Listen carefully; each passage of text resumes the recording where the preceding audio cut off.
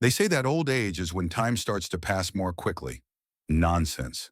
Time stretches out like rubber, especially at 4 in the morning, when joint pain keeps you awake and the shadows of rare cars crawl across the ceiling. At 78, I've seen a lot, but loneliness is my most faithful companion. My house on Maple Street is my last stronghold. It's a one-story house with cracked paint and a creaky porch. The neighbors have long since changed. Instead of old acquaintances, there are now young families who look at me as if I were a museum exhibit. I used to teach physics in high school, explaining the laws of thermodynamics to teenagers. Now I myself have turned into entropy, steadily striving for the greatest disorder. Every morning begins the same way. At 5:30, I take my first dose of medication. Then I make coffee the old-fashioned way, in a Turkish coffee pot. Sarah, my daughter, gave me a coffee machine last Christmas, but I haven't even unpacked it. It sits in the garage among other useless gifts. Who needs these gadgets when your fingers can barely bend? The TV is my main companion. News, old movies, sometimes documentaries about World War II. Helen, my wife, died 11 years ago. Cancer. She burned out quickly like a match. We lived together for 43 years, and when she left, I never learned how to fill the silence. On Wednesday, the phone rang. I have an old landline phone with a rotary dial. My daughter turned it off. These cell phones with their endless flickering screens annoy me. Dad, it's Sarah. How are you? Her voice always sounds like she's talking to a 5-year-old, condescending. Alive as you can see. Well, you can't see me, but I'm here. Mark and I are thinking of stopping by today. Why? I knew the answer, but I wanted her to say it out loud. Just to visit. To talk about the nursing home? You can save your gas pause. I could hear her breathing. She must have rolled her eyes. She's been doing that since childhood. Dad, it's not a nursing home. It's a residence for seniors with independent living. You'll have your own apartment, but at the same time, there will be supervisors and a schedule, like in prison. No, thank you. You're unbearable. We'll be there at 2. She hung up without waiting for an answer. Typical Sarah. She always knows what's best for everyone. I looked at my watch. 11:20. That meant I had 2.5 hours to prepare for the invasion. I didn't bother cleaning up. Let them see how I live.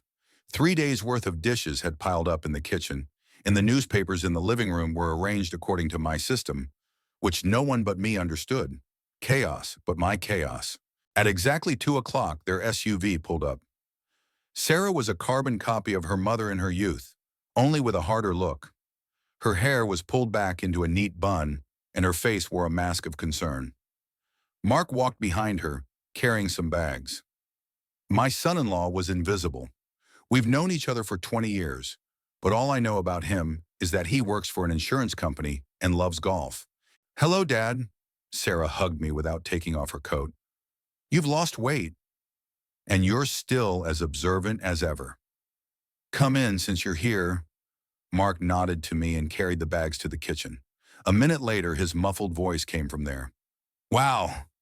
We brought food, Sarah said, taking off her gloves. Lasagna, your favorite. Since when is lasagna my favorite? Since Mom used to make it every Sunday. Helen made it because you like lasagna. I prefer steak. Sarah sighed and walked into the living room. She looked around the room and grimaced. It smells musty in here. When was the last time you opened the windows? When I needed to. Mark returned from the kitchen holding a cracked cup. I made coffee, Harold. But your dishes. What's wrong with them? They're dirty, Sarah said bluntly. Dad, how can you live like this? You were always so neat. That was a different person. I took the cup from Mark. Thanks for the coffee. We sat down in the living room. I sat in my worn armchair. They sat on the sofa opposite, like in an interrogation. How's your blood pressure? Sarah asked. Like an astronaut's. Dad, seriously. 160/90, if you're so interested. Dr. Fisher says that's almost normal for my age. Sarah exchanged glances with Mark. Here we go. We found a great place, she began. Sunny Gardens. It's a 20-minute drive from here near the park. They have one apartment available on the first floor overlooking the garden. I'm not going anywhere. But why? Sarah leaned forward. They have 24-hour medical care, 3 meals a day, cultural activities. You could make friends your own age. I don't need friends my own age. All they talk about is illnesses and friends who have died. What do you talk about with your current friends? Sarah asked. Nothing. I don't have any. Mark cleared his throat. Harold, I understand your reluctance to change your surroundings. But think about the practical side. This house requires constant maintenance. The roof leaks, the porch steps are rotten. What if you fall? Who will help you? I won't fall. You've fallen before, Sarah reminded him. Last year, when you were changing a light bulb. It's a good thing Jason stopped by to check on you. Jason is my grandson, Sarah's son. He's the only member of the family with whom I have a more or less normal relationship. He's a smart guy who works with computers. I enjoy talking to him, even though I don't understand half of what he's talking about. I fell once, I grumbled. It happens to everyone. Dad, Sarah sighed, we're worried about you. I can't come every day to check if everything is okay. I have a job, my own house. I'm not asking you to check. Live your life. But you're part of that life? Sarah raised her voice. Why are you so stubborn? Mom would want you to be safe. Don't you dare speak for Helen, I said, slamming my cup down on the table so hard that coffee spilled out. She would never have sent me to a nursing home. It's not a nursing home, Sarah jumped up. God, it's impossible to talk to you. You turn everything into a scandal. Mark put his hand on her shoulder. Sarah, let's not. No, Mark, she shook off his hand. I'm tired of this. Dad, do you know what you're doing? You're punishing us for Mom's death, as if it were our fault. The words hit me like a slap in the face. I looked at my daughter and didn't recognize her.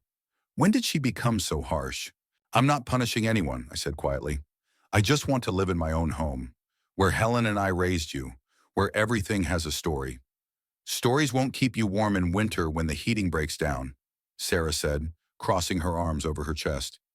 And they won't call an ambulance when you have a seizure. If I'm going to die, I'd rather do it here than among strangers in a government facility. Mark stood up. Maybe we should discuss this later. When everyone has calmed down. There's nothing to discuss, I snapped. My answer is no. Sarah shook her head. You know, Dad, sometimes I think you enjoy playing the role of the unhappy old man. You like making us feel guilty. And you like thinking you know what's best for me, I retorted. But you don't. You never have. Fine. Sarah headed for the door. Stay here. Freeze, starve, fall down. But don't call me later asking for help. Sarah? Mark tried to stop her, but she was already putting on her coat.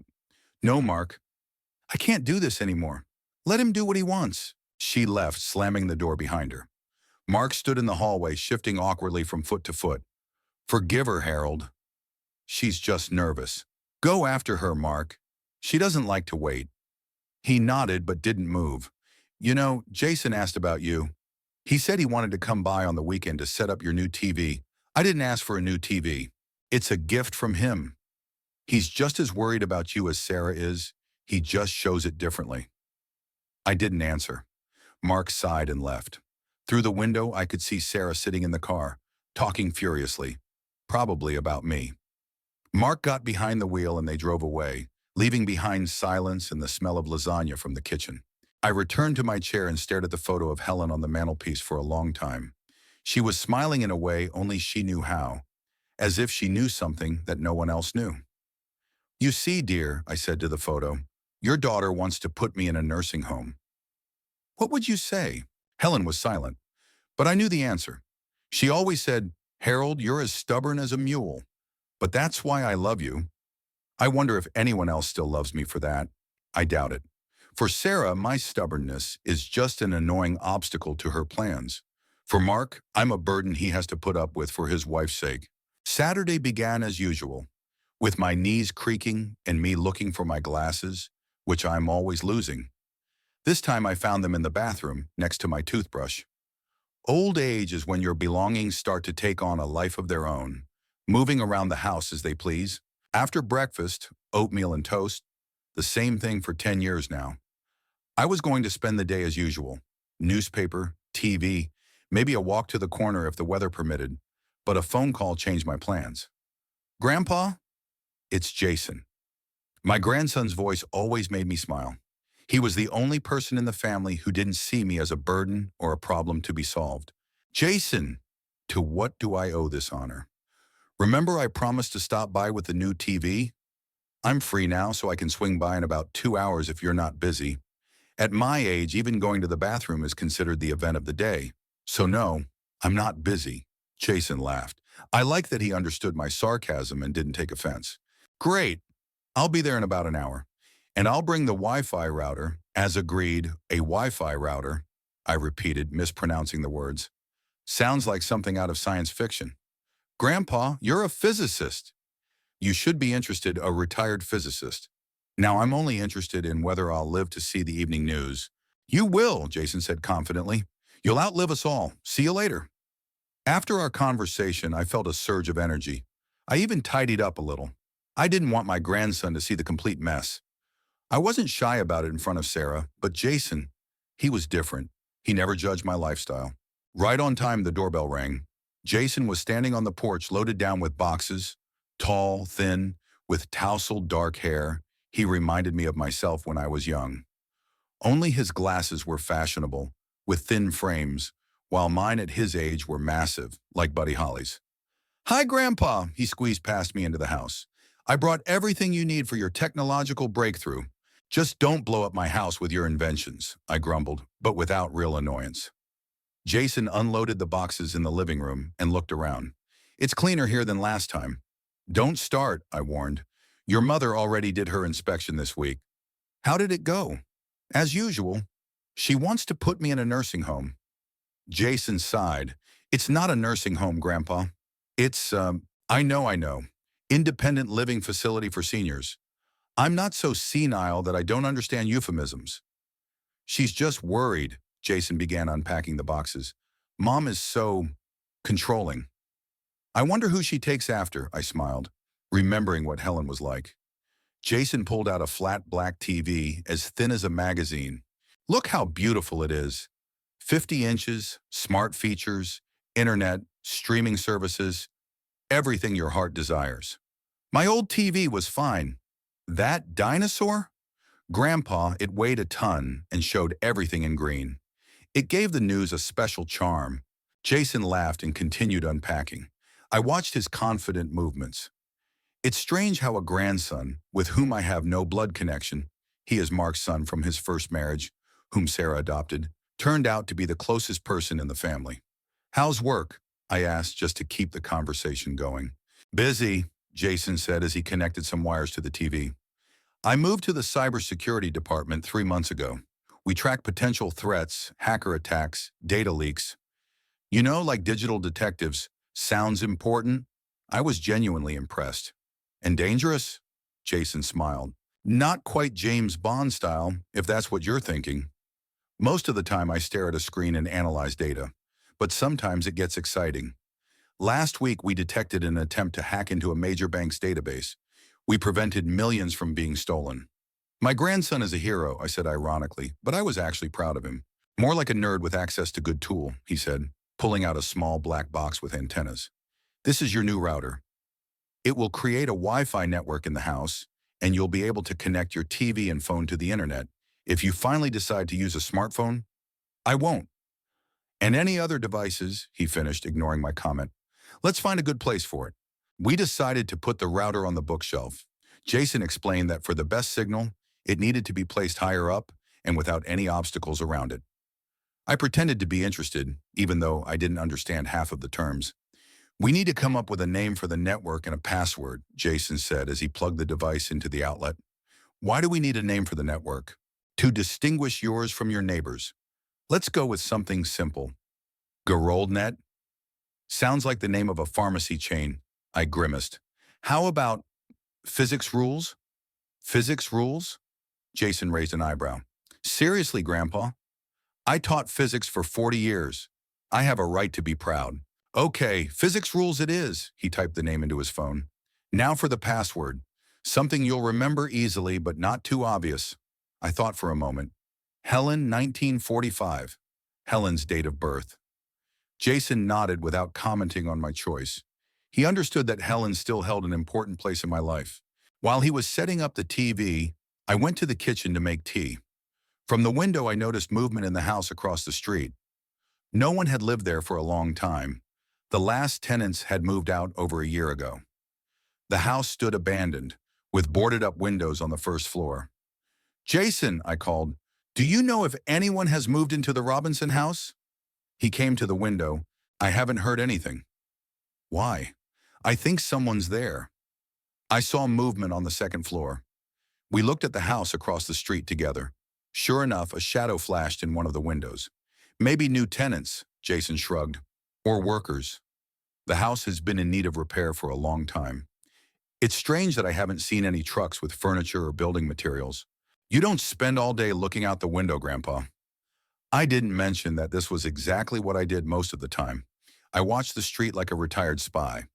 We returned to the living room, where Jason continued to set up the equipment.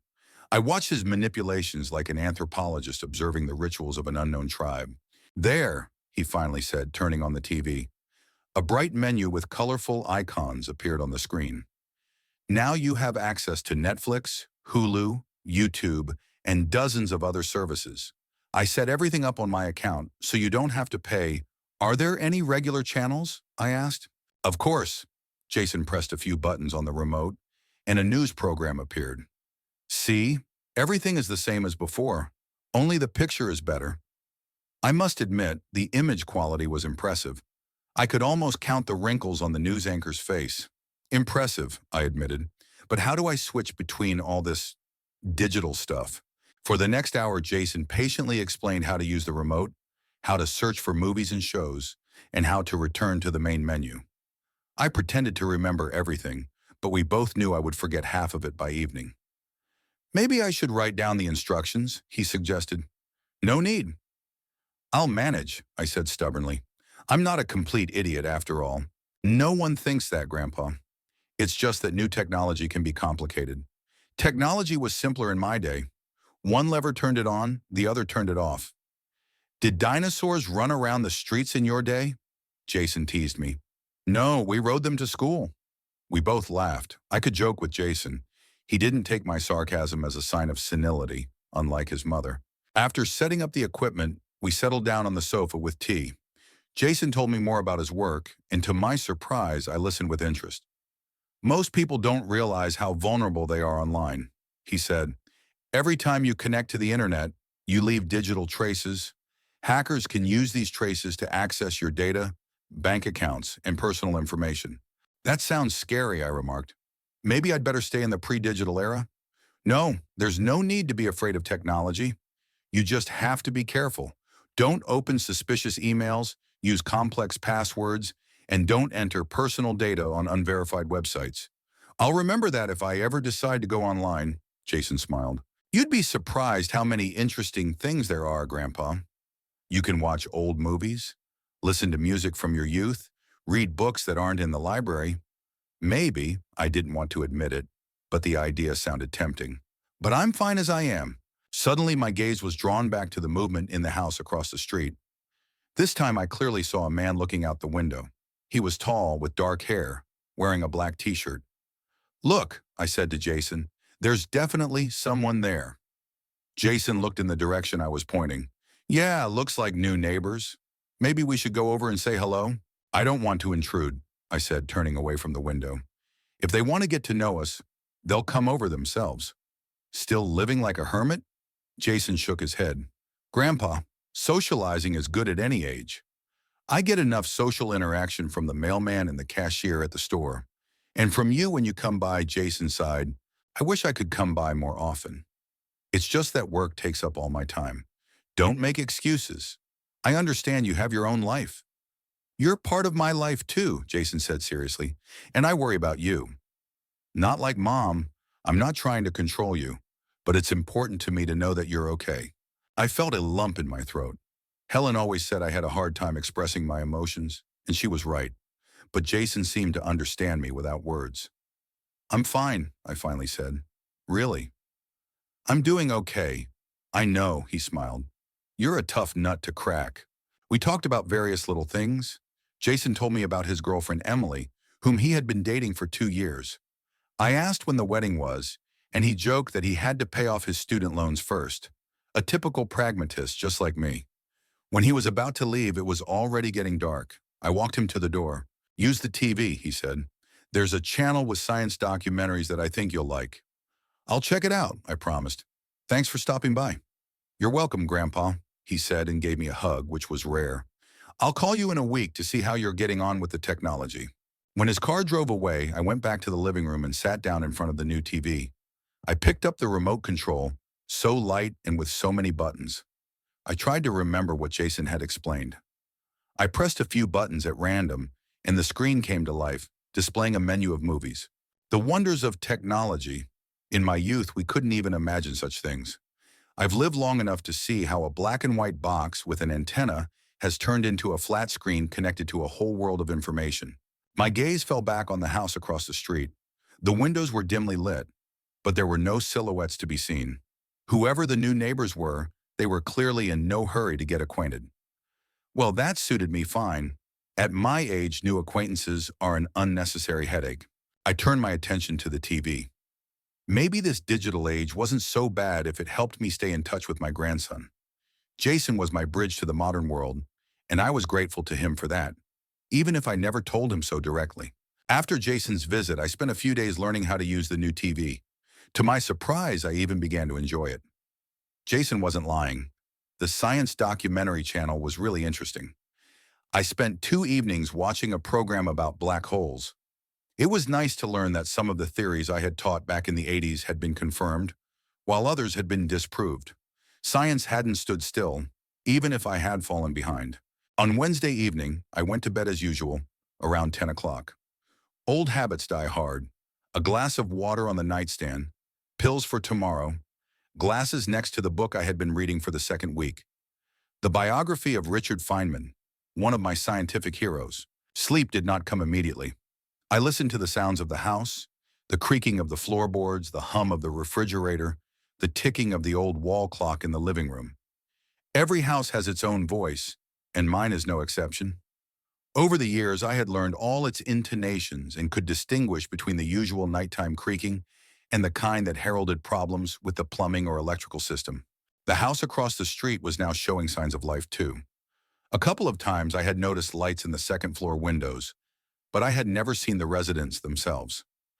None of them had come out to introduce themselves to their neighbors, which was strange for our neighborhood, where newcomers usually went around to the nearest houses with homemade baked goods or a bottle of wine.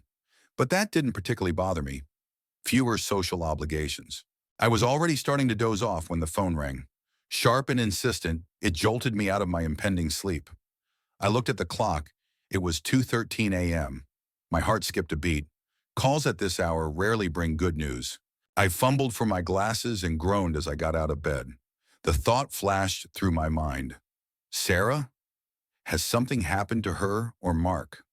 Shuffling in my slippers, I hurried to the phone in the hallway. Hello? My voice sounded hoarse from sleep. Grandpa! It was Jason, and his tone made me wake up instantly. He was almost shouting, Grandpa, get out! Get out! Jason? What? Get out of the house now! There was a panic in his voice that I had never heard before. What's wrong? I felt my heart pounding in my chest. Are you okay? No time to explain, he said quickly, almost gasping for breath. Please just get out of the house, right now. Get as far away as you can. Jason, you're scaring me. I tried to sound calm, even though I was growing increasingly anxious. Tell me what's going on. There was a moment of silence on the line. Then Jason spoke more quietly, but with the same tension. Please trust me. I can't explain everything right now. Just get out of the house. Something in his voice made me believe that the situation was really serious. Jason was never one to panic or joke around. If he said to leave, then there must be good reason for it. Okay, I said, surprised at my own calmness. I'm leaving. Where should I go? Just get away from the house. To the neighbors across the street, anywhere. Just hurry. I'll call you back when I'm out, I said, and hung up. I froze in the hallway for a second. My brain frantically searched for possible reasons for such an urgent evacuation. Fire? Gas leak? Some kind of threat? I listened, but the house was quiet as usual. Nothing was burning. There was no smell of gas. But Jason, there was real panic in his voice. I decided not to waste time getting dressed. I was wearing an old flannel robe and slippers, not the best outfit for a nighttime adventure. but elegance was not a priority right now. I quickly went to the bedroom and grabbed my cell phone, which I usually ignored but kept charged at Sarah's insistence. My wallet was on the dresser. I took it too, although I had no idea why I might need it in the middle of the night. My gaze fell on a photo of Helen in a silver frame on the bedside table. She was smiling, captured in a moment of happiness during our trip to Yellowstone, 2 years before her diagnosis. I took the photo too. If something happened to the house, I didn't want to lose it. Thoughts raced through my head. Maybe I should take something else. Documents? Medication? But Jason's insistence prevailed. If he said to act quickly, then every second counted. I walked out into the hallway, stuffing my phone and wallet into my robe pockets as I went, clutching the photo to my chest. I paused for a second at the front door. Should I lock it? I decided not to and just stepped out onto the porch. The night air was cool but not cold. A typical August night. The street lay silent, lit only by a few streetlights. Not a soul in sight, only a couple of houses with their windows lit. Night owls like me now. I stood on the porch not knowing where to go. Jason said to stay away from the house, but how far? And in which direction? I decided to cross the street. From there I would be able to see what was happening to my house, if anything really did happen. As soon as I stepped down the stairs, I noticed movement in the house opposite. A shadow flashed in the second-floor window. Strange. Why are they awake at this hour? I remembered my concern about the new neighbors. Who are they? Why are they so secretive? But now is not the time to think about neighbors. I fumbled for my cell phone in my pocket and dialed Jason's number. He answered after the first ring. Grandpa, are you outside? Yes, I'm outside. Now can you tell me what's going on? Are you away from the house? He ignored my question. I'm crossing the street. Jason, explain. Okay, he seemed to breathe a sigh of relief. Keep walking. Get as far away as you can. I can't explain everything right now, but I swear I have serious reasons to be concerned. Are you in trouble? I asked directly, stopping in the middle of the street. Pause. Not exactly, but the situation is complicated. Please just stay away from home. I'll explain everything when I can. Jason, I'm not moving until you tell me something. I stood stubbornly in the middle of the road, clutching Helen's photo.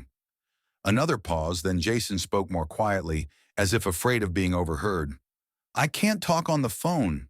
It's too risky. But have you noticed anything strange in the last few days? Any unusual people near the house? Maybe strange noises? I thought about it. The new neighbors were unusual, of course. No one had seen them. They hadn't introduced themselves. But that was hardly what Jason was asking about. Nothing special except for the new tenants across the street, I replied.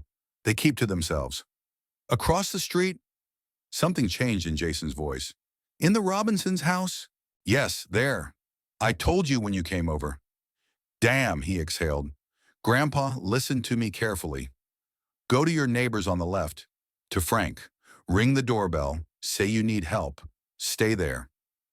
Frank is asleep at this hour, I objected. I can't wake a man in the middle of the night without an explanation. Tell him you're not feeling well. Whatever. Just don't stay out on the street and don't go back home. Promise me, Jason. Promise me. Okay, I promise, I sighed. But you owe me a full explanation, young man. You'll get an explanation. Jason's voice softened a little. Thank you for trusting me. Go to Frank right now. He hung up. I stood in the middle of the street, in my bathrobe and slippers, clutching a photo of my wife, feeling like a complete idiot. What was I doing? Running out of my own house in the middle of the night at the insistence of my grandson, who refused to explain why. I turned and looked at my house. It looked normal. Dark windows, a familiar silhouette against the night sky. No signs of danger. Maybe Jason was wrong, or was he the victim of some kind of prank? But no, his fear was real. I had never heard such panic in his voice. Something serious had prompted him to call me in the middle of the night and demand immediate evacuation. I looked at the house across the street again. Now it was dark, no signs of life. A strange coincidence. Jason became particularly alarmed when I mentioned the new neighbors. What did he know about them? Pondering this, I headed for the house of Frank Collins, my neighbor on the left. Frank, a retiree slightly younger than me, had been living alone since his wife's death 3 years ago. We weren't close friends, but we maintained a neighborly relationship, sometimes exchanging newspapers, discussing the weather and local news. As I approached his house, I noticed a light in one of the windows. It seemed that Frank was also awake. This eased my conscience a little.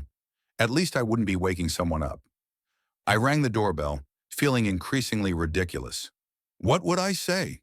Sorry, Frank, my grandson forced me to leave home in the middle of the night without explanation. A minute later, the door opened. Frank was standing there in his pajamas and glasses, a book in his hand. Harold? He looked surprised but not annoyed. What's going on? I decided to be honest. Frank, sorry for barging in. My grandson called me a few minutes ago and told me to leave the house immediately. He didn't explain why, but he sounded very alarmed. He asked me to stay with the neighbors. Frank stepped back without hesitation, letting me in. Come in, of course, maybe a gas leak or something like that. I don't know, I crossed the threshold, grateful for the lack of unnecessary questions. Everything looked normal at home, but Jason isn't the type to panic for no reason. Jason is your grandson who works with computers? Frank led me into the living room. You mentioned him. Yes, he's with some computer security company. I sat down in the chair he offered, still clutching Helen's photo to my chest. Frank noticed the frame in my hands but tactfully didn't comment. Instead, he asked, tea? Coffee? Or something stronger, given the circumstances? Tea, if that's okay. I nodded gratefully, and sorry for barging in. Don't worry about it, Frank waved me off. I wasn't sleeping anyway. I was rereading Agatha Christie. At our age, sleep is a luxury, not a necessity. He went into the kitchen and I looked around. Frank's house was similar to mine. The same layout, typical of our neighborhood, built in the 60s. But unlike my home, everything here was neat and modern. It seemed that Frank had adapted to old age better than I had. I could see my house through the living room window. It was still dark and quiet. No signs of danger. I began to doubt my decision to listen to Jason. Maybe I should have demanded an explanation. Frank returned with 2 cups of tea. So, he said, sitting down opposite me, your grandson just told you to leave without explanation? That's right, I said, taking a sip of tea. He said he couldn't talk on the phone, that it was too risky. He sounded like someone was after him. That's strange, Frank frowned. Maybe he's having problems at work. You said he does something related to security? Cybersecurity, I corrected him. He tracks hackers, protects company data, something like that. We both fell silent, thinking about the situation. The silence was broken only by the quiet sound of the TV from the next room. Frank, like many older people, often left it on for background noise. Did he ask about anything specific? Frank inquired. He asked if I had noticed anything unusual around the house. When I mentioned the new neighbors across the street, he became even more concerned. What new neighbors? Frank looked puzzled. At the Robinsons' house? Yes, there. Haven't you seen them? They moved in a few days ago. I haven't seen anyone, Frank shook his head, and I haven't heard of any new tenants. The house is still for sale. As far as I know, that got me thinking. If the house is officially vacant, who is living there? Squatters? Or something more sinister? I saw lights in the windows, I insisted, and people. They're definitely there. I believe you, Frank nodded. It's just strange that no one in the neighborhood knows about the new neighbors. Usually news like that spreads quickly. We fell silent again. I looked at my house through the window, trying to figure out what could have scared Jason so much. Was it related to the mysterious residents across the street? And if so, how? My thoughts were interrupted by the ringing of my cell phone. I struggled to find it in my robe pocket. Jason? Grandpa, are you at the neighbors? He still sounded tense, but not as panicked. Yes, I'm at Frank's. Now, can you explain what's going on? You'll understand soon, he replied evasively. Just stay there. And stay away from the windows. The windows? Why? Just do as I say. Please, I exchanged glances with Frank, who was listening to the conversation with interest. Okay, I agreed, but you owe me an explanation, and you'll get one. Very soon. Bye, Grandpa. He hung up. I put the phone down on the table and recounted the conversation to Frank. Stay away from windows? He frowned. That sounds serious. Yes, and that doesn't reassure me, I admitted. What the hell is going on? Frank stood up and moved away from the window, gesturing for me to do the same. Better to listen to your grandson. Let's move to the dining room. There are no windows there. I reluctantly followed him, still looking at my house. What could be so dangerous there? A fire? An explosion? A robbery? In Frank's dining room, we sat down at the dining table. I felt ridiculous in my bathrobe and with a photograph in my hands, but Frank tactfully did not comment on my appearance. Maybe we should call the police, he suggested. And what would I tell them? My grandson forced me to leave my house without explanation? They'd think I was a senile old man. Maybe, Frank agreed, but it's better to be safe than sorry when it comes to safety. I thought about it. Jason hadn't mentioned the police. If the problem was that serious, wouldn't he have advised calling them? Let's wait a while, I decided. Jason said everything would be cleared up soon. Frank nodded and offered me more tea. I agreed and he went back to the kitchen. Left alone, I looked at Helen's photo. What would she say about this situation? She would probably laugh at us. Two old people hiding from an unknown danger in the middle of the night. But she also always told me to trust my intuition. And now my intuition was telling me that Jason wouldn't panic like this without a serious reason. Frank returned with tea and cookies. We sat in silence, listening to the sounds from the street. But apart from the occasional passing car, nothing disturbed the night's tranquility. You know, Frank said after a long silence, I never understood why you refused to move into a nursing home. Sarah said she offered you a good place. I sighed. Not you too, Frank. No, he raised his hands. I'm not trying to persuade you. I'm just curious. I thought about it myself after Martha died. The house became too big for one person. Then why did you stay? Memories, he replied simply. I feel her presence here, and in a new place, I would just be a lonely old man among other lonely old people. I nodded. Frank understood. Maybe that's why we'd been good neighbors all these years. Exactly, I said. A house isn't just walls, it's... I didn't finish my sentence because at that moment I heard a sound that made us both freeze. Sirens. Lots of sirens approaching our street. Frank and I looked at each other. Looks like your grandson was right about the danger, he said quietly. We rushed to the living room window, forgetting Jason's warning. Something incredible was happening on the street. Police cars with flashing lights, SWAT vans, even a helicopter circling above the houses. This entire armada was moving toward our street. My God, Frank gasped. What's going on? I couldn't answer. One thought kept running through my head. Jason knew. Somehow he knew this was going to happen. We stood at the window, watching as police cars blocked the street on both sides. Men in tactical gear jumped out of the vans and took up positions. It looked like a scene from an action movie, but it was happening right before our eyes. Get away from the window, I pulled Frank back, remembering Jason's warning. If the shooting starts, we retreated deeper into the room but continued to watch.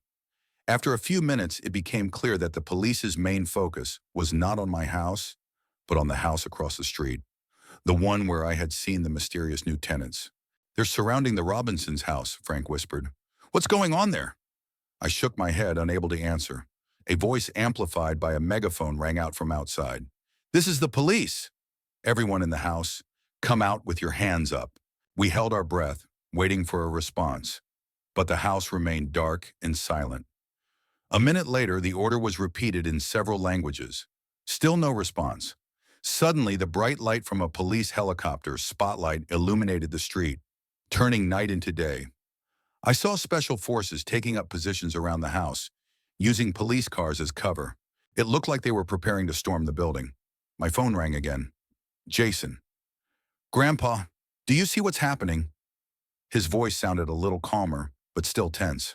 Yes, Jason. What the hell is going on? There are police, special forces, helicopters. I know. Stay inside, away from the windows. This is a serious operation. Are you involved in this somehow? I asked bluntly. Did you know this was going to happen? Pause. Yes, he finally admitted. I couldn't tell you earlier. It's my job. Listen, I can't talk for long. Just stay safe. And don't go outside until it's over. Jason, but he had already hung up. I looked at Frank, who was watching me curiously. My grandson knew about this operation, I said. That's why he made me leave the house. He works for the police, Frank asked in surprise. No, for some cybersecurity company, but somehow he found out about this raid. We turned back to the window.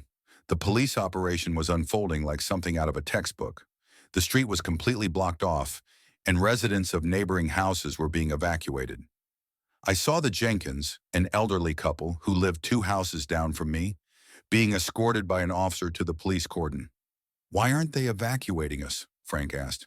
Maybe they don't know we're here, I suggested. Or, I didn't finish my thought because at that moment, Frank's front door was kicked in. People in uniform with guns burst into the house. Police! On the floor! Hands behind your heads, they shouted. Frank and I froze in shock, then slowly dropped to our knees with our hands up. I was still clutching Helen's photo. Please don't shoot, Frank said in a trembling voice. We're just old people. One of the officers approached me. Are you Harold Thompson? Yes, I nodded, feeling my heart pounding in my chest. You need to come with us, sir. His tone became slightly less aggressive. We have some questions. Questions? About what? About your possible connection to the people in the house across the street. I was shocked. What connection? I don't even know them. The investigation will determine that, the officer helped me up. Come with us, sir. Frank tried to protest. He's just my neighbor. He came to me because his grandson. We'll sort it out, sir. Another officer interrupted him. Please stay where you are. I was led out of Frank's house. The street was as bright as day from the spotlights and flashing lights. Police cars, vans, people in uniform. It seemed like the entire city police force had gathered here. I was led to a black SUV where a man in a suit was already waiting. Clearly not an ordinary police officer. Mr. Thompson, he nodded at me. I'm Special Agent Clark, FBI. We need to talk about your Wi-Fi. My... what? I wasn't sure I had heard him correctly. Your wireless network, he explained. We have reason to believe it has been used for illegal activities. I stood in the middle of the street in my bathrobe and slippers, clutching a photo of my late wife, surrounded by police and FBI agents, trying to make sense of the situation. It seemed like some kind of surreal dream. I don't understand, I said honestly. My network, my grandson Jason set it up just a few days ago. At the mention of Jason's name, Agent Clark visibly tensed up. Jason Miller? Your grandson? Yes, I confirmed, feeling a growing sense of unease. He works. We know where he works, the agent interrupted me. Mr. Thompson, you'll have to come with us. We have a lot of questions. I glanced back at my house, quiet, dark, unremarkable. Then at the house across the street surrounded by SWAT teams. What connected these two places? And what did Jason have to do with any of this? They put me in a car. Through the window, I could see SWAT teams preparing to storm the house across the street. A helicopter circled above us, flooding everything around us with bright light. I sat in the police car, still clutching Helen's photo, trying to understand how my quiet life as a retiree had turned into a scene from a crime thriller. It all started with a midnight call from Jason. Grandpa, get out! Get out of the house now! Now, watching the police operation unfold, I began to realize that my grandson knew more than he was saying. Much more. And for some reason, that scared me more than all the police and FBI agents combined. A black SUV with tinted windows took me just a few hundred meters away, to a mobile command post set up at the intersection of our street and Oak Avenue. It was a large van with antennas and a satellite dish on the roof, similar to those shown in movies about special services. People in uniforms and suits were bustling around, no one paying attention to the old man in a bathrobe and slippers. Agent Clark led me inside. The van was filled with electronics, monitors, computers, radio stations. Behind one of the screens sat a young man in civilian clothes, typing rapidly on a keyboard. Have a seat, Mr. Thompson, Clark said, pointing to a folding chair against the wall. We'll keep you here for a short while the operation is underway. What operation? I asked, settling into the uncomfortable chair. What's going on? Clark exchanged glances with another agent standing at the door. We can't disclose the details of the current operation, But you're not under arrest. We just need to verify a few things. What things? I was still clutching Helen's photo like a talisman. I've lived 78 years without breaking the law. What has suddenly changed? Maybe nothing, Clark shrugged. Maybe you were just in the wrong place at the wrong time? But we need to check your connection to what's going on. What connection? To those people in the house across the street? I didn't even see them properly. Mr. Thompson, please remain calm. Clark raised his hand. We'll sort everything out. Wait here. He left, leaving me under the watchful eye of the silent agent at the door. The young man at the computer continued typing, paying no attention to me. I sat on a hard chair, feeling ridiculous in my night clothes, trying to figure out what was going on. Why was the FBI interested in my Wi-Fi? Who were the people who had moved into the house across the street? And most importantly, what did Jason have to do with all this? A few minutes later, the door opened and another agent looked into the van. They're ready. We're starting in 2 minutes. The young man at the computer nodded and put on his headphones. On one of the monitors, I saw a live feed from the street, apparently from a camera on one of the SWAT team members' helmets. The view was of the house across from mine. Are you going to storm the house? I asked the agent at the door. He didn't answer, but his gaze slid to the monitor, and that spoke louder than any words. I watched the screen, unable to look away. The team in tactical gear was approaching the house. One of them was carrying a battering ram to break down the door. Let's go, someone said into the operator's headphones. 3, 2, 1. On the screen, the special forces broke into the house. The image became jerky when the camera on the helmet transmitted the operator's movements. Shouts rang out. Police! Get on the floor! Hands behind your head! I watched, holding my breath. The special forces quickly checked the rooms on the first floor, then went up to the second. Everything happened very quickly and smoothly, as if they had rehearsed this assault many times. Suddenly, one of the operatives stopped in front of something I couldn't see on the screen. Command center, we have equipment here. A lot of equipment. What kind? Asked the voice in my earpiece. Computers, servers, antennas. Looks like a hacker center. I shuddered. Hackers? In the house across from mine? Could this be related to Jason's work? Any targets found? The voice asked again. Negative. The house is empty, but the equipment is warm. They were here recently. On the screen, I saw the camera showing a room filled with computer equipment. Monitors, system units, some devices with flashing lights. It all looked alien and strange in the old Robinson house, which I remembered as being filled with antique furniture and books. Check the basement and the attic, the voice ordered. They could be hiding. The image became jerky again as the operatives continued their search. I heard the van door open and turned around. Agent Clark entered.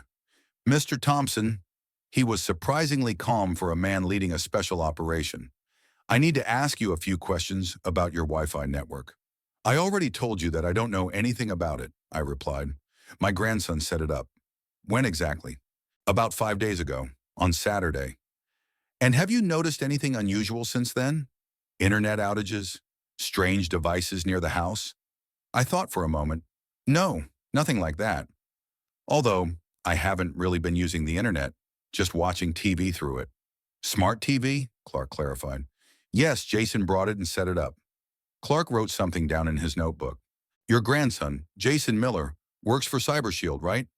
Yes, in the cybersecurity department. He said something about tracking hackers. At these words, Clark exchanged glances with the other agent again. Mr. Thompson, according to preliminary data, your Wi-Fi network was used as a relay point for cyber attacks. Simply put, someone connected to your network and used it for illegal activities. I was confused. But how? Jason said he set a password.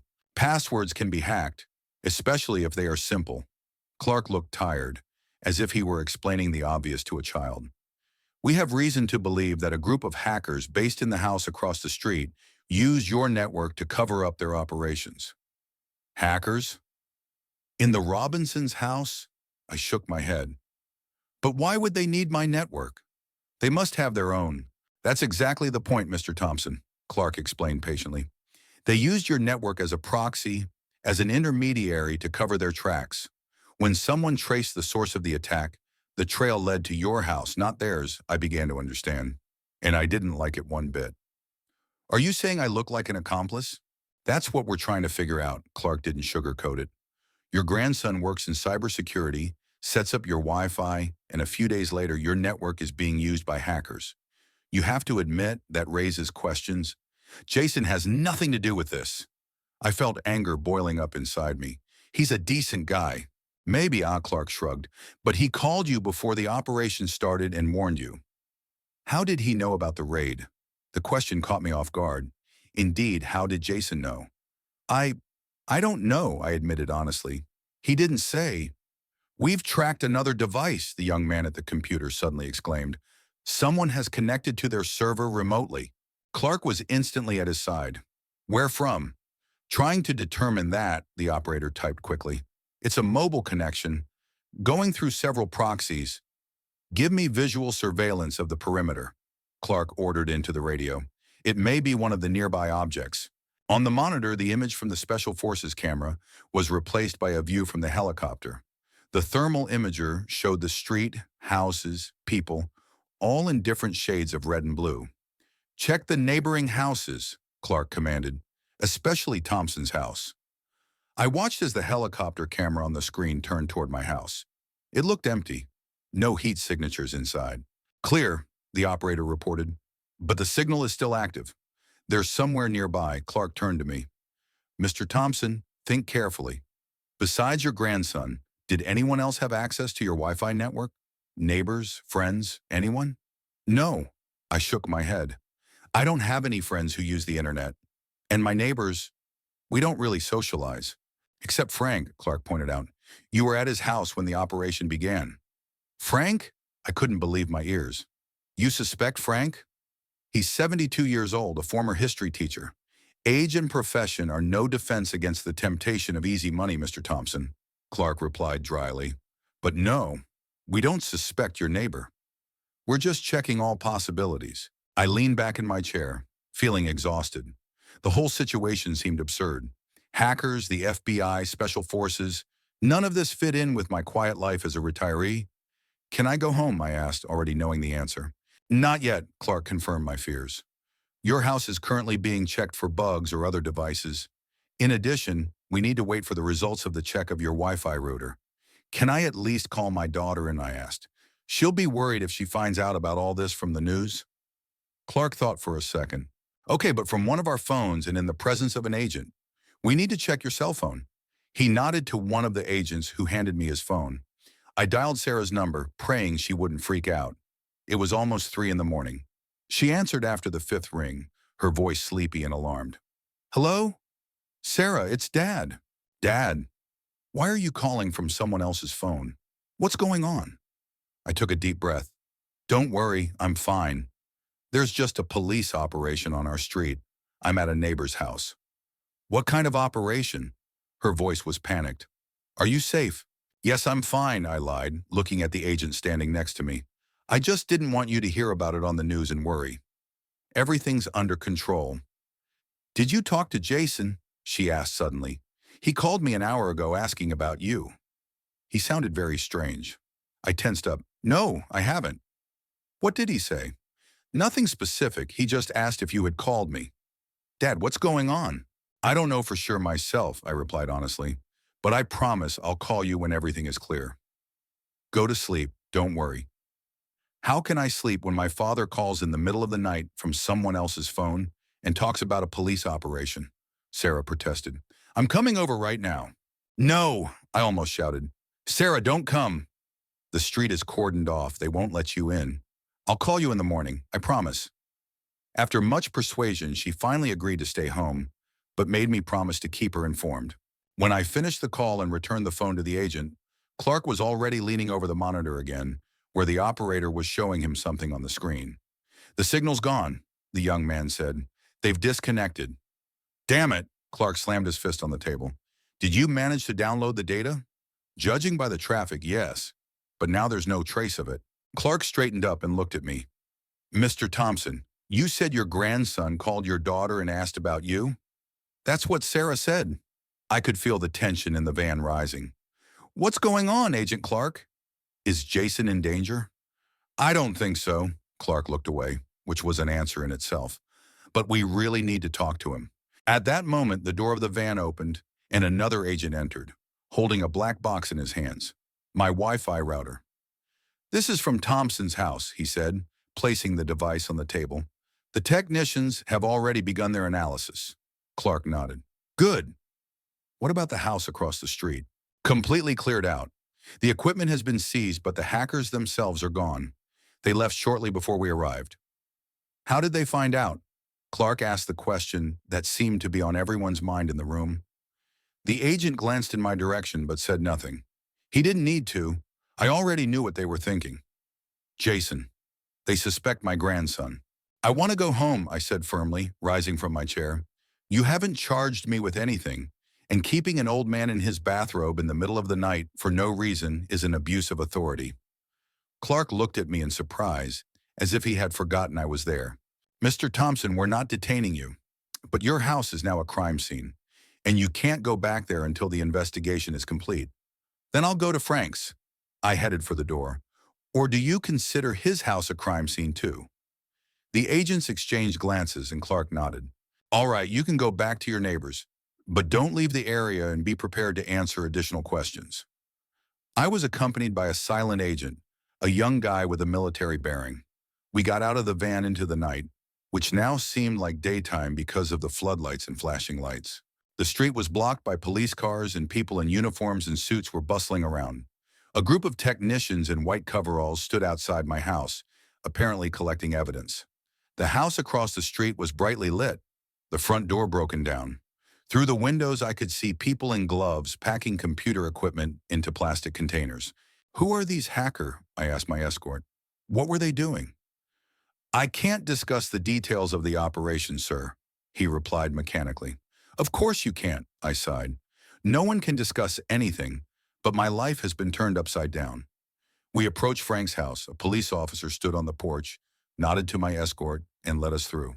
Frank sat in the living room, pale and confused. When he saw me, he jumped up. "Harold, are you okay?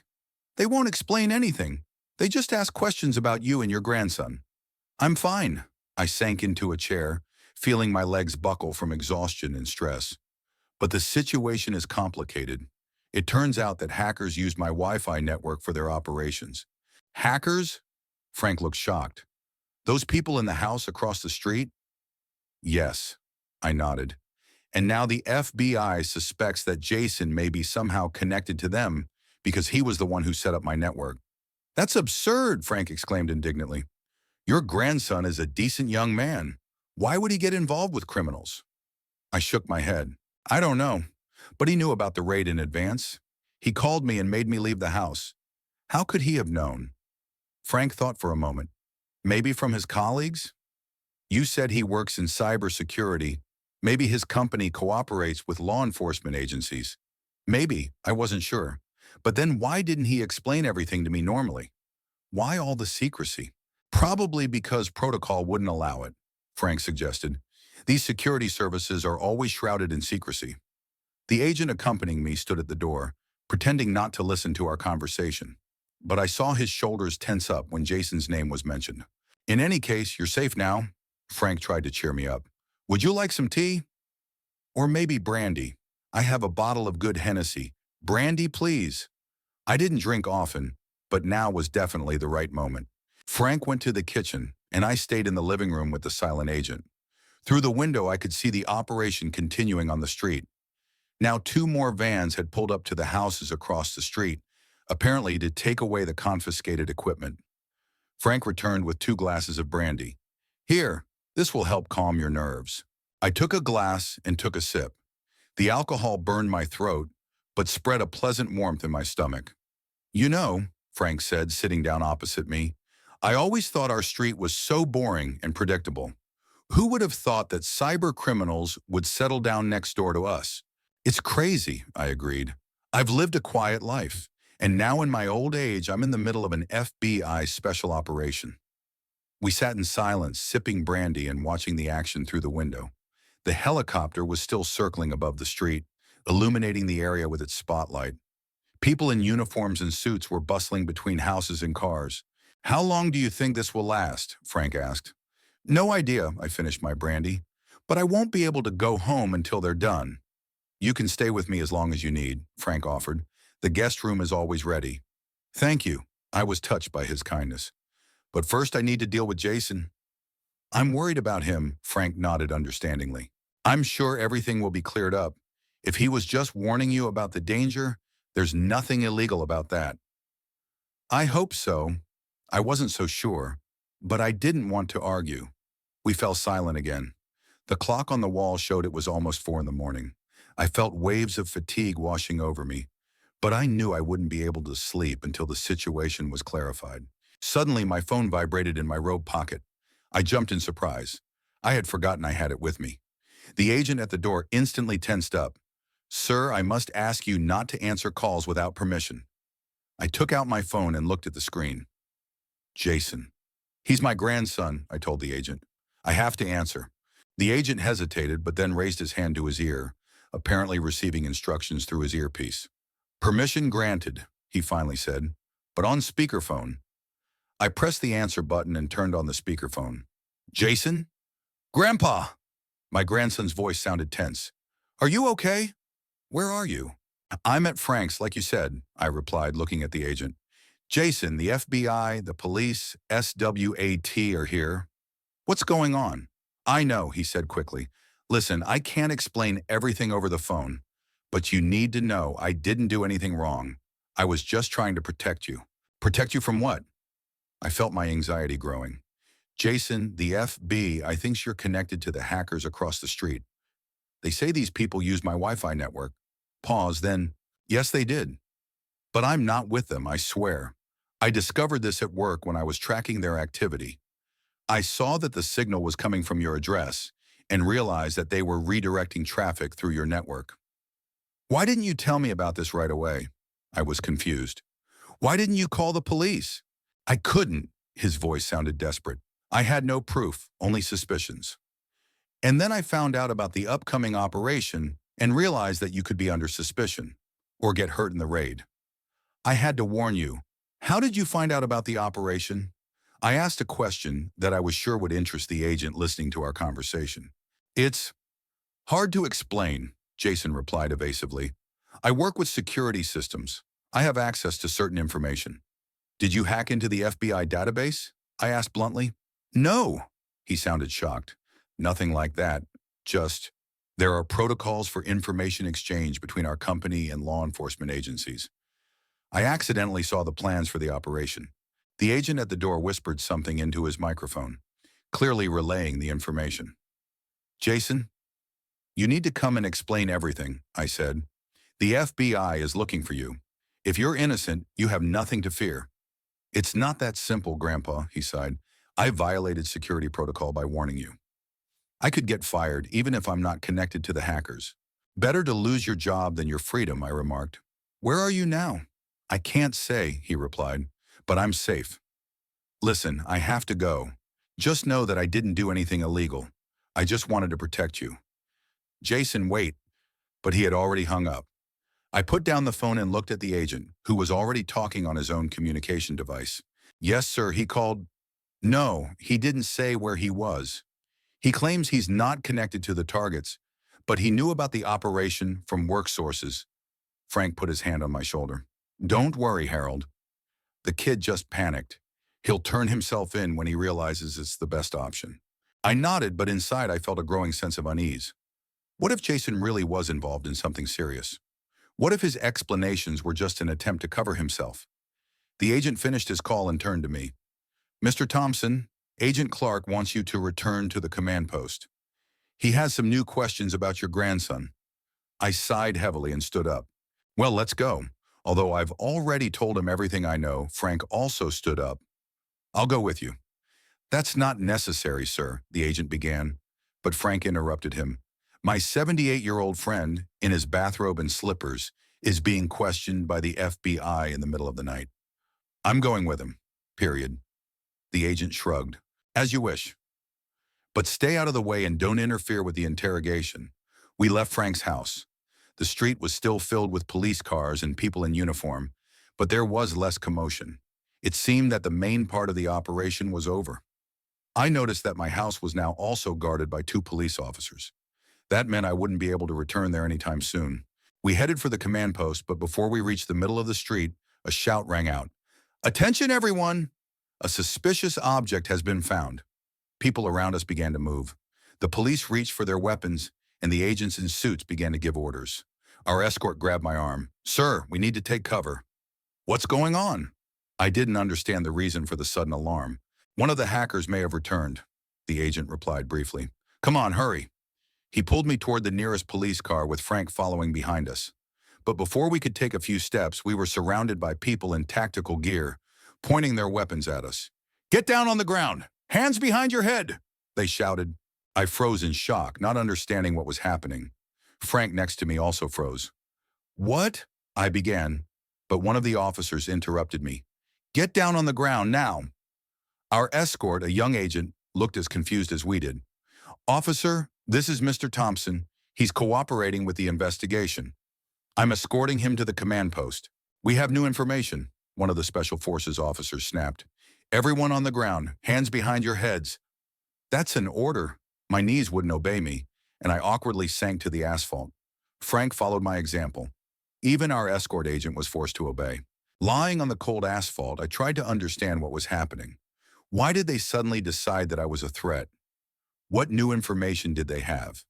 "Harold Thompson," one of the officers addressed me, "you are under arrest on suspicion of complicity in cybercrimes and obstruction of justice." What? I couldn't believe my ears. "I didn't do anything." "We have evidence that your network was not used accidentally," the officer continued. "Your grandson, Jason Miller, passed information about the investigation to hackers, and you provided your home as an access point." "That's absurd." I tried to protest, but the officer was already reading me my rights. They lifted me off the ground and handcuffed me. 78 years old, in my bathrobe and slippers, I stood in the middle of the street, surrounded by police, handcuffed, accused of a crime I knew nothing about. Frank tried to protest. "You can't treat an elderly man like this. This is a mistake." But no one listened to him. They took me to one of the police cars. On the way, I glanced at my house. Quiet, dark, so familiar. Would I never return there again? And then, among the police officers, I noticed Agent Clark. He was watching my arrest with an expression I couldn't decipher. A mixture of satisfaction and doubt. "Agent Clark," I shouted, "this is a mistake." I didn't know anything. He came closer. "Mr. Thompson, we have evidence that your grandson passed information about the investigation to hackers. And he did it through your network. Jason wouldn't—" I started but stopped myself. What did I really know about Jason? About his work? About his life?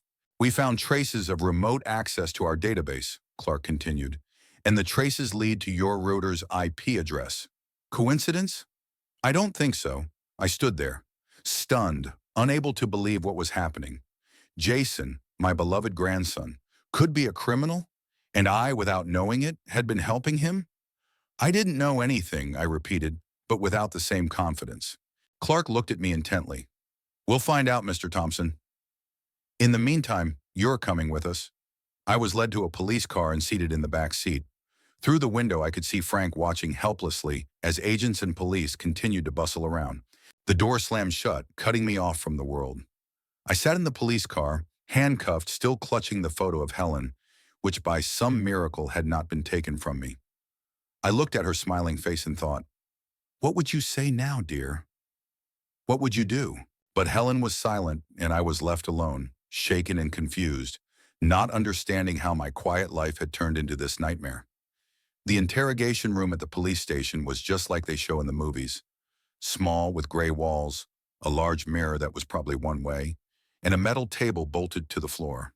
The only difference was that they didn't handcuff me, apparently out of respect for my age. A small concession that did not comfort me at all. I had been sitting there for about 2 hours. Someone brought me coffee and a sandwich, but I didn't touch either. I had no appetite, only fatigue and confusion. They took Helen's photo after all, promising to return it after procedural matters. Now I keenly felt her absence, as if I had lost my last support. The door opened and Agent Clark entered, accompanied by a woman in a strict suit. They sat down opposite me. "Mr. Thompson," Clark began, "this is Special Agent Morgan from Cybersecurity. She will help us understand the technical aspects of the case. Agent Morgan, a thin woman in her 40s with short-cropped graying hair, nodded to me and opened her laptop. Before we begin, I said, summoning all my strength to keep my voice steady, I want to know what I'm being charged with and whether I can call my lawyer. Technically, you're not under arrest, Mr. Thompson, Clark replied. We have detained you to give testimony as an important witness. But if you insist on a lawyer, that is your right. I insist, I said, even though I had no idea which lawyer to call. The last time I had dealt with lawyers was when I drew up my will after Helen's death. All right, Clark nodded. We'll provide you with a public defender.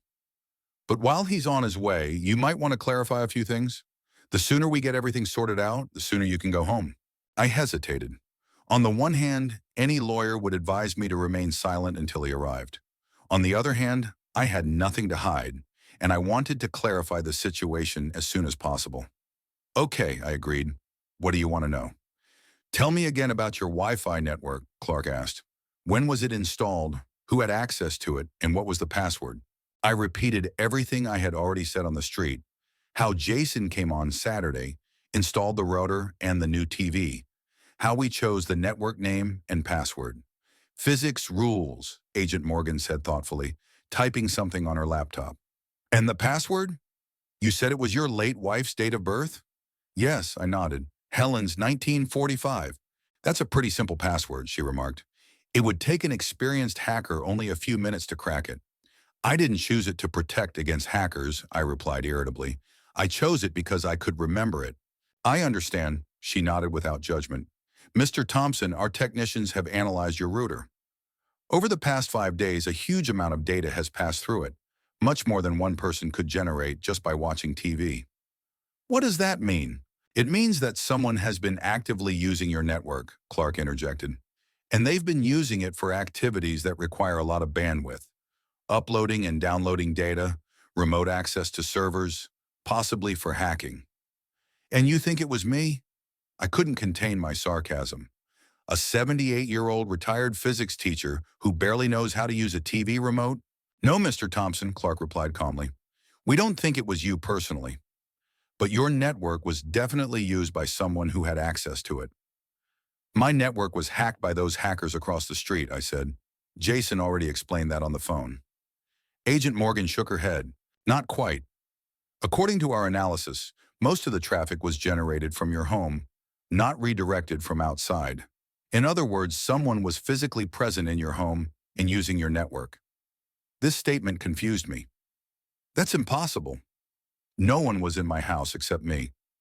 What about your grandson? Clark asked.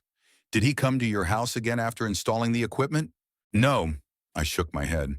Only on Saturday when he brought the TV and router. The agents exchanged glances and I realized they didn't believe me. Mr. Thompson, Morgan turned her laptop toward me. These are your router's log files. They show that every evening, from about 9 to 11, a device with a high level of activity connected to your network, and it happened inside your home. I stared at the screen, not understanding most of what was displayed there. Some numbers, codes, technical terms. I don't understand any of this, I admitted honestly. But no one in my house was sitting at the computer in the evenings. That's for sure. Maybe you just didn't know about it, Clark suggested. Perhaps someone had access to your home while you were away. I hardly ever leave the house, I objected, only to go to the store once a week and sometimes for short walks. And I have good hearing. I would have noticed a stranger. Morgan typed something on the keyboard again. There's another oddity. On the night of the operation, about an hour before the raid, an encrypted data packet was sent from your router to a server that we believe belongs to hackers. It looks like a warning. I didn't send anything, I said firmly. I don't even know how to do that. What about your grandson? Clark asked again. Could he have remotely connected to your network and sent this message? I thought about it. Technically, Jason could have done it. He knew about these things. But why? I don't know, I answered honestly. Maybe. But Jason isn't a hacker. He works in cybersecurity, protecting companies from hacking. Sometimes the best hackers are the ones who are supposed to protect against them, Morgan remarked. They have the knowledge, the access, and most importantly, the trust. You don't know my grandson? I began to get angry. He's a decent man. Mr. Thompson, Clark leaned forward. Your grandson knew about the raid in advance. He called you and warned you. How could he have known secret information about the upcoming FBI and police operation? He said he found out at work. I repeated what I had said earlier, that his company has some kind of information sharing protocol with law enforcement. We checked, Clark shook his head. CyberShield, the company your grandson works for, does indeed sometimes cooperate with law enforcement, but they did not have access to information about this particular operation. It was strictly classified information. I didn't know what to say. The situation was becoming increasingly confusing. Where is Jason now? I asked. Have you spoken to him? We're trying to locate him, Clark replied evasively. He's not answering his phone and hasn't been home since last night. That sounded alarming. Was Jason on the run? Why? If he was innocent, why was he hiding? There may be another explanation, Agent Morgan interjected. Mr. Thompson, you mentioned a new TV. Is it a smart TV connected to the internet? Yes, I nodded. Jason said you can watch movies and TV shows from the internet on it. Such devices can be hacked, she explained. Hackers could have gained access to your network through the TV. That would explain the high activity we recorded. It sounded plausible, but it didn't explain how Jason knew about the raid. I want to talk to my grandson, I said firmly. He'll explain everything. We want to talk to him too, Clark nodded. And the sooner, the better. For all of us. At that moment, the door opened and a young agent peeked into the room. Sir, he's here. Who? Clark asked, but the answer was no longer necessary because Jason entered the room. He looked exhausted. His eyes were red, his hair was tousled, and his clothes were wrinkled. But he stood up straight and confidently. Agent Clark, he nodded. I heard you were looking for me. Mr. Miller, Clark stood up. Thank you for coming. We have a lot of questions, Jason. I couldn't contain my relief. Are you okay? Yes, Grandpa. He smiled sadly at me. I'm sorry about all this. Clark pointed to a chair next to me. Please sit down, Mr. Miller. And please explain how you found out about our operation. Jason sat down and took a deep breath. I work as an analyst in the CyberShield Cyber Threat Department. We track suspicious activity on the network and try to prevent hacker attacks on our clients. On Monday, I noticed the strange traffic patterns coming from a group of IP addresses. One of them was my grandfather's address. Why didn't you report it to your superiors? Agent Morgan asked. I did, Jason nodded. We started an investigation and found out that my grandfather's address was being used as one of many proxies for a hacker group we had been tracking for several months. What group? Clark asked. They call themselves Phantom. They specialize in corporate espionage, data theft, and sometimes extortion. They're very professional and cautious. And how did you find out about the raid? Clark pressed. Jason looked down for a second, then looked decisively at the agent. On Tuesday, I was conducting additional traffic analysis and discovered that Phantom was reading encrypted police messages. They had hacked into the local branch's communication channel. I saw the plans for their arrest, scheduled for Wednesday night. And instead of reporting it, you warned your grandfather? Clark sounded disapproving. Yes, Jason didn't deny it. I violated protocol. But I knew that if the police raided the house across the street and the hackers were redirecting their traffic through my grandfather's network, he could come under suspicion, or even get hurt in the raid. I had to warn him. Do you realize you interfered with a federal operation? Clark looked at him sternly. Because of you, the criminals got away. I didn't warn them, Jason said firmly. I only warned my grandfather. If Phantom got away, it's only because they saw the same messages I did. I listened to all this with growing concern. Jason risked his career and his freedom to protect me? But why didn't you explain everything to me right away, I asked. Why didn't you just tell me what was going on? I couldn't do it over the phone, Jason shook his head. If the hackers were intercepting calls, they would have known I was on their trail. And I didn't have time to come in person. I found out about the raid just an hour before it started. Agent Morgan quickly typed something on her laptop, then looked at Clark. His version is confirmed by the logs. CyberShield was indeed tracking the Phantom Group, and Mr. Miller's report of suspicious activity was logged on Monday. Clark tapped his fingers thoughtfully on the table. Okay, let's say that's true. But that doesn't explain why such a large amount of data was passing through Mr. Thompson's router every night, or where that encrypted message came from before the raid. I can explain, Jason said, pulling a flash drive from his pocket. Here's the data from my investigation. Phantom used new technology. They hacked into smart devices in ordinary people's homes and used them as a botnet for their operations. Grandpa's TV was one of those devices. The new TV that you installed yourself? Clark remarked skeptically. Yes, Jason admitted. Now I realize it wasn't a coincidence. They knew I was a cybersecurity analyst and specifically targeted my grandfather's house. The TV was already compromised when I bought it. Are you saying the hackers were watching you? Morgan clarified. Possibly all of our department's employees. Jason nodded.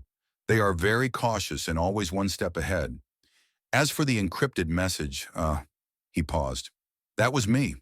When I saw the raid plans, I tried to remotely turn off my grandfather's TV to interrupt the connection with the hackers. But the Phantom security system detected my interference and sent a warning. Agent Morgan took the flash drive and plugged it into her laptop. She studied the data for a few minutes, then nodded to Clark. Looks legit. Here's a complete analysis of Phantom's activities, including methods for hacking smart devices and a list of compromised addresses. Mr. Thompson's house is one of many. Clark didn't look entirely convinced, but his tone softened. Mr. Miller, do you understand that you violated security protocol and potentially disrupted a federal operation? I understand, Jason nodded. I'm prepared to take responsibility. But my grandfather has nothing to do with this. He is a victim, just like the other people whose devices were hacked. I looked at my grandson with pride and concern. He had risked everything for me, and now he could be in serious trouble. What will happen to Jason? I asked Clark. Will he be arrested? That's not for me to decide, the agent replied. But considering that he voluntarily came forward and provided valuable information about the criminal group, perhaps the case will be limited to administrative measures and dismissal. I've already been fired, Jason said calmly, this morning, for violating security protocol. The news hurt me. Jason loved his job and was proud of it, and now he had lost it because of me. I'm sorry, I said sincerely. You shouldn't have sacrificed your career for me. It's okay, Grandpa, he smiled weakly. I'll find another job. The main thing is that you're safe, Agent Morgan closed her laptop. Mr. Miller's information has been confirmed. The Phantom Group did indeed use a network of smart devices for their operations, and Mr. Thompson's house was just one of many access points. Clark nodded. In that case, Mr. Thompson, you are free to go. We apologize for the inconvenience. What about my grandson? I wasn't going to leave without Jason.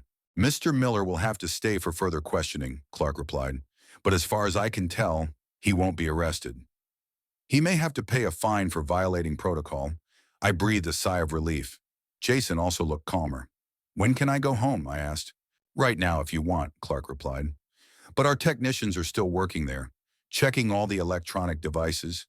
It might be more convenient for you to spend the night at your daughter's or a friend's house. I can take my grandfather to my place, Jason offered, if you don't mind. Clark thought for a second, then nodded. Okay, but be prepared for the fact that we may have additional questions. They returned our belongings, my wallet, phone, and most importantly, Helen's photo. I took the frame in my hands with relief. As we were leaving the room, Jason stopped and addressed the agents. You do realize that Phantom won't stop their activities, right? They'll just move to another location and find new devices to hack.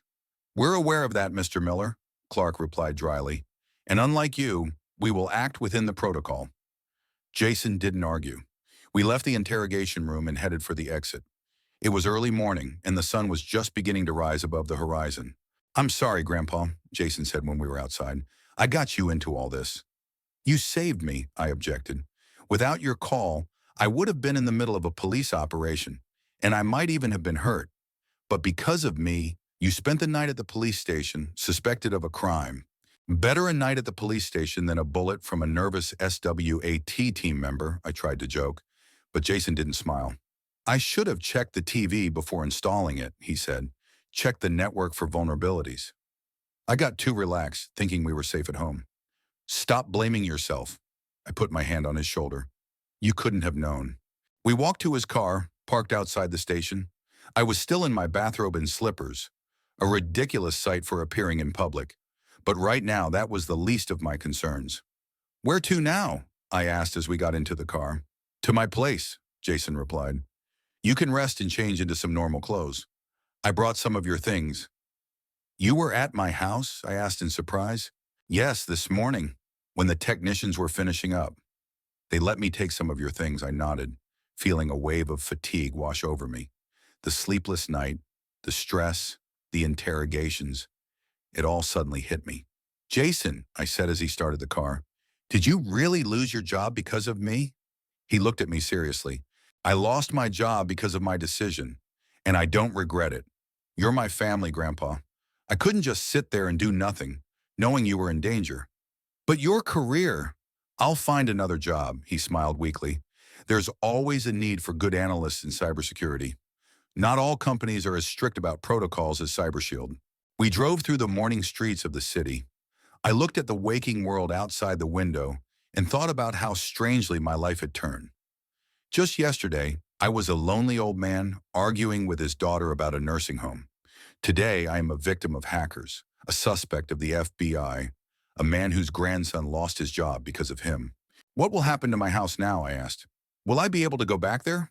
Of course, Jason nodded, as soon as the technicians finish their inspection and remove all the bugs. We may have to replace the TV and router, but that's not a problem. What about your hackers? Will they be caught? Phantom? Jason shook his head. I doubt it. They're too careful and always one step ahead. But now the FBI knows their methods and knows about the hacked devices. That's something we pulled up to the apartment building where Jason lived. I had never been to his place before. He usually came to mine. The apartment is small, he warned, helping me out of the car. But it's clean.